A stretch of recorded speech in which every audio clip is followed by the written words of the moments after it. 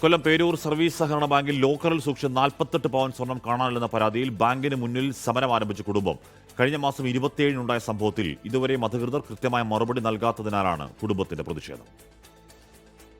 2013-ലാണ് പേരൂർ സ്വദേശിയായ ധന്യ സർവീസ് സഹകരണ ബാങ്കിൽ ലോക്കറെടുക്കുന്നതും സ്വർണം വെച്ചു തുടങ്ങുന്നതും. 2024 ഡിസംബർ 10-നെത്തി ഒരു കൈച്ചെയിൻ മാത്രമെടുത്തു മടങ്ങി. വീണ്ടും ഏപ്രിൽ 27-ന് ബാങ്കിലെത്തി നോക്കുമ്പോൾ ലോക്കറിൽ സ്വർണമില്ല.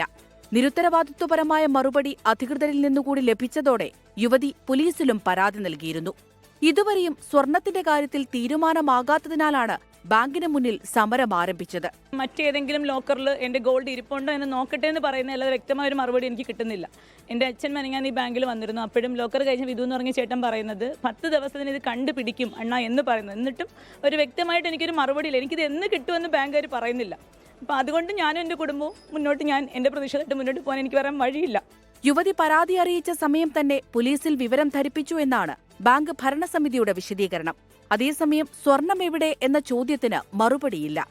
സംഭവത്തിൽ കിളികൊല്ലൂർ പോലീസ് ബാങ്കിലെത്തി രേഖകൾ പരിശോധിച്ചു. പരാതിയിന്മേൽ അന്വേഷണം തുടരുകയാണ്. കൃത്യമായ ഉറപ്പ് ലഭിക്കും വരെ ബാങ്കിന് മുന്നിൽ സമരം തുടരാനാണ് യുവതിയുടെയും കുടുംബത്തിന്റെയും തീരുമാനം. 24 കൊല്ലം.